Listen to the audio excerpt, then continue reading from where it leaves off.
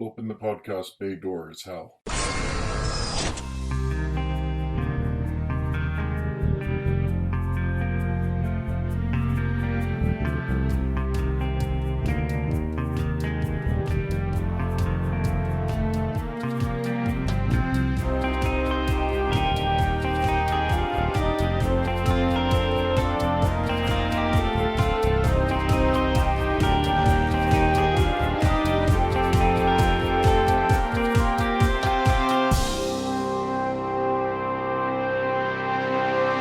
Hello everyone, and welcome to episode 72 of Welcome to Geektown.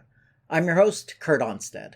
I've been a proud geek all my life, being into role-playing games, board games, sci-fi, fantasy, and especially superheroes and comics.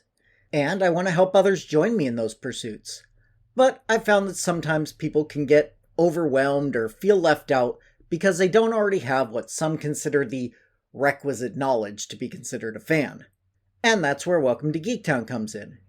Here you can ask your questions without feeling like a gatekeeper is calling you out for not yet being fully versed in every aspect of your new interest. This episode is being released on Thanksgiving, and I am so thankful to all my patrons who help pay for the costs associated with creating the show. Ricky Garvin, Aaron Borst, Matthew Saint, Lyndon Onstead, Rob Garrison, Carla Hoffman, Utuk Zul, Julio Herrera, and Forrest Woodward. My sincere gratitude to you. If you'd like to join this list, it's just $1 per month over at patreon.com/welcome to Geektown, which gets you full scripts of the shows, outtakes, as well as this monthly shoutout. As I just mentioned, this particular episode will be releasing on the American Thanksgiving holiday. And thanks to a couple of stories, there's one super team that I associate with Thanksgiving, and that's the Justice Society of America, also known as the JSA. And so, instead of answering any specific question this time, I've decided to relay the history of DC's oldest team, as well as their famous Thanksgiving tales. A warning. If you're not familiar with the terms pre-crisis, post-crisis, and the other time periods of DC's history, this may be a little convoluted. This is the reason I made episode 1 of the show a primer on exactly that topic. You may want to go back to that episode of the show first, before you dive in here if you need a refresher. In that first episode, I mentioned that the Justice Society was first seen in All-Star Comics number 3, released in late 1940.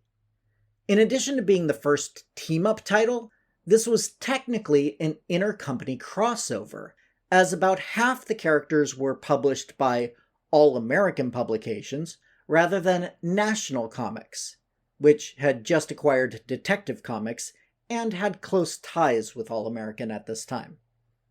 The original team consisted of The Flash, Green Lantern, Hawkman, The Atom, Sandman, Dr. Fate, Hourman, and the Spectre.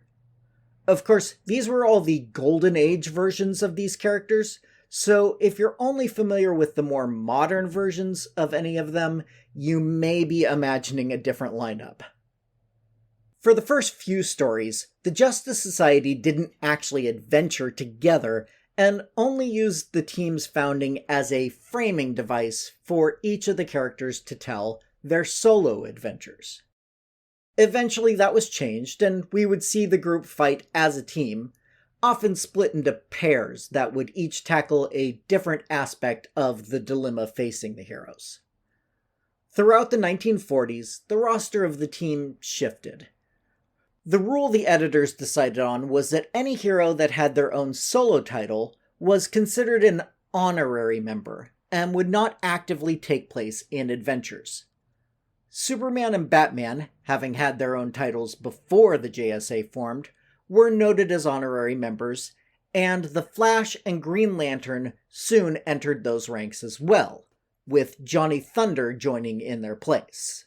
Despite having her own title, Wonder Woman was technically considered an active member, but in an unfortunate case of outdated gender politics, was named as the JSA's secretary and very rarely took place in most of the book's adventures, especially early on.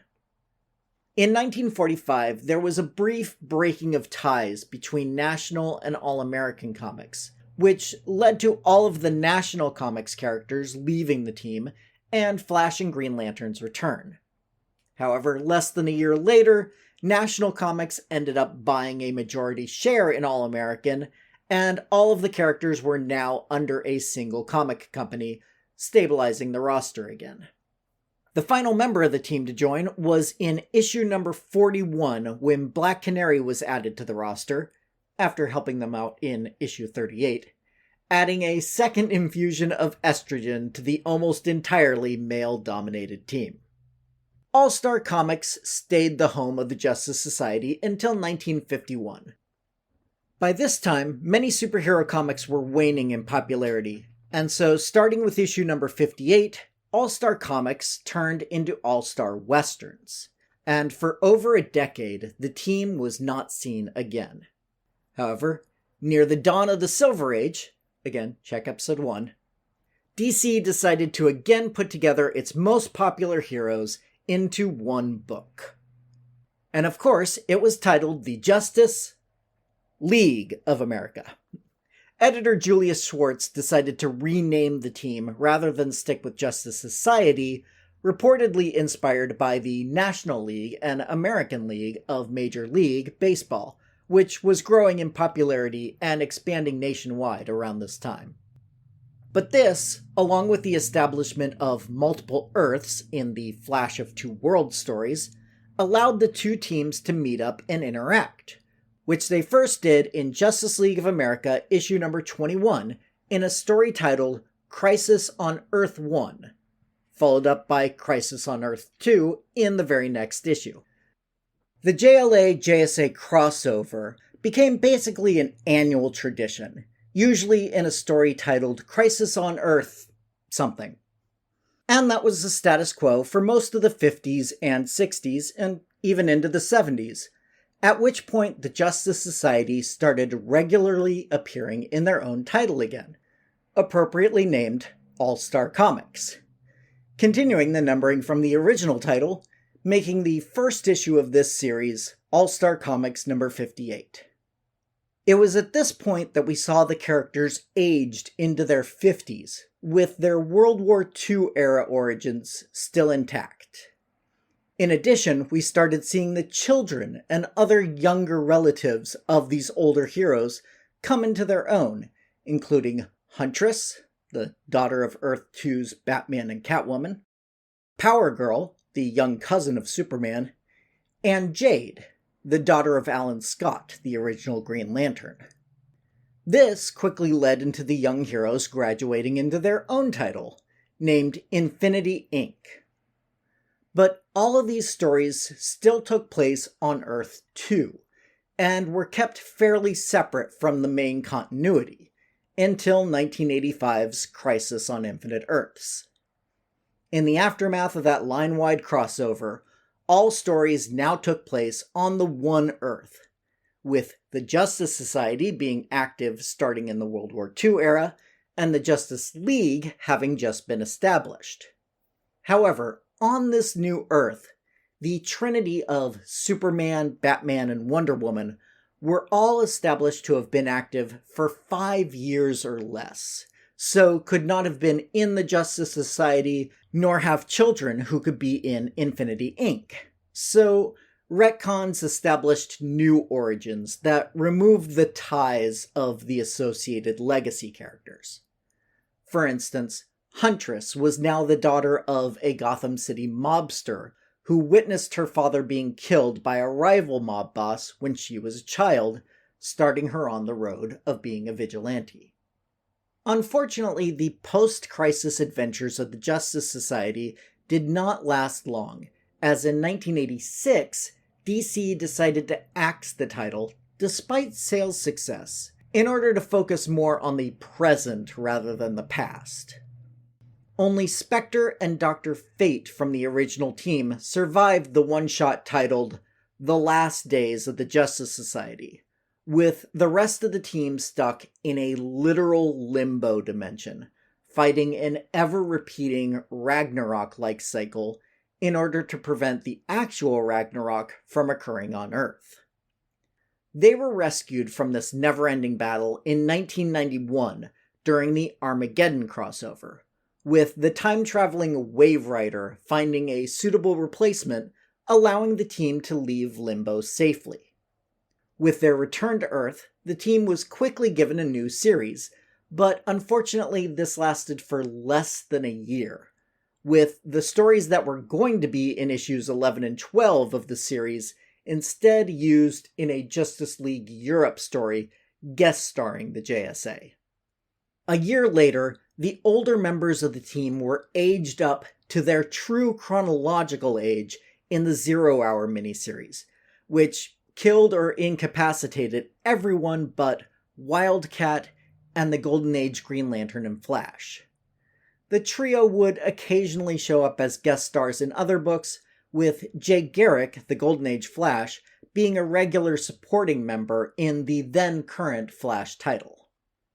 This brings us up to 1999, when the trio decided to help train and act as mentors to the younger generation of heroes, especially those who had some sort of legacy tie to members of the original team, like Star-Spangled Kid, aka Stargirl, Atom Smasher, and a new Hourman.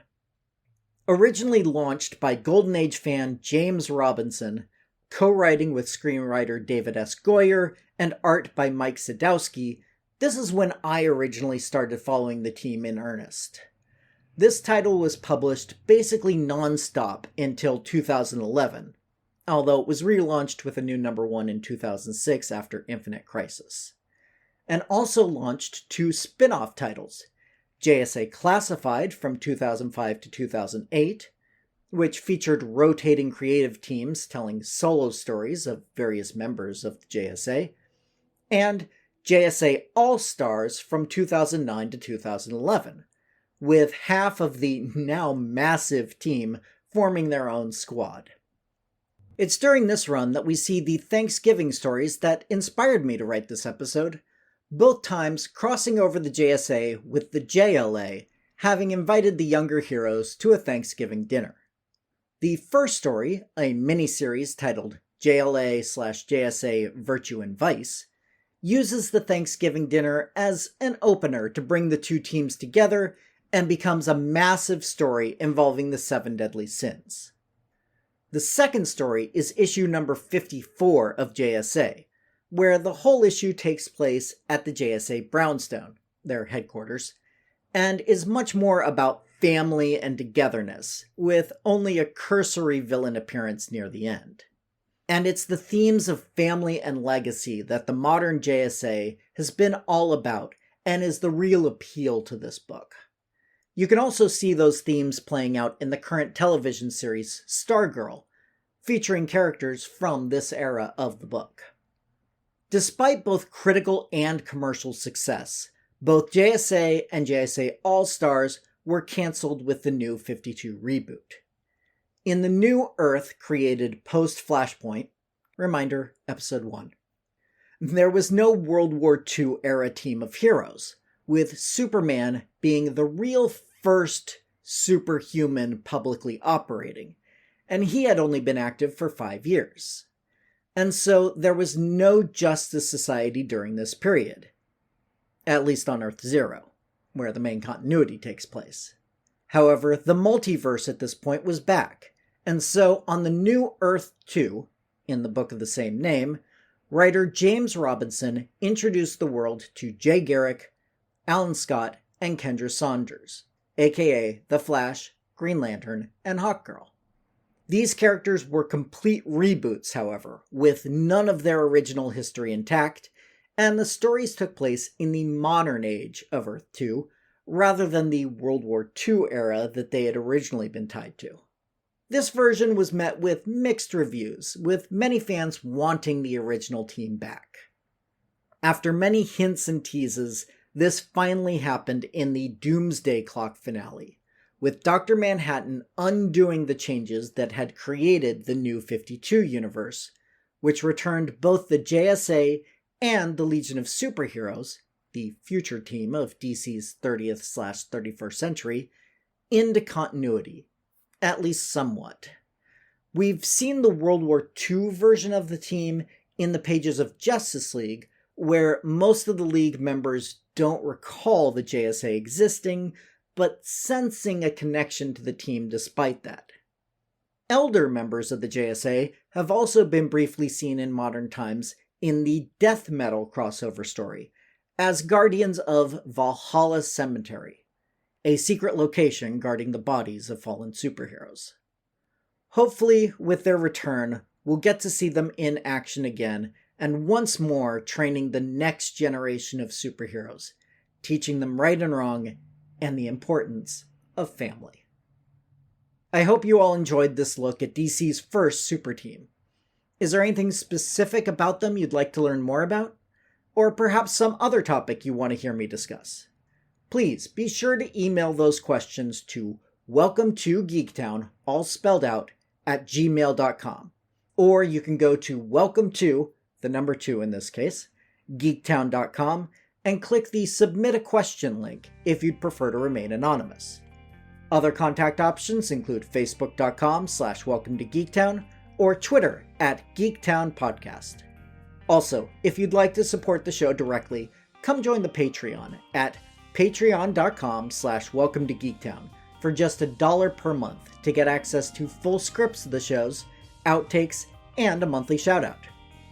You can also help the show grow by subscribing and giving a 5-star review over on Apple Podcasts to join the Geektown City Council, which helps other people find the show so we can all tell them, "Welcome to Geektown, population, us." Welcome to Geektown is written, narrated, edited, and produced by me, Kurt Onstead. Theme music is by Aaron Levitz, logo art by Archie Centeno. All other sound clips are the copyrighted material of their respective owners, and no infringement is intended, falling under fair use.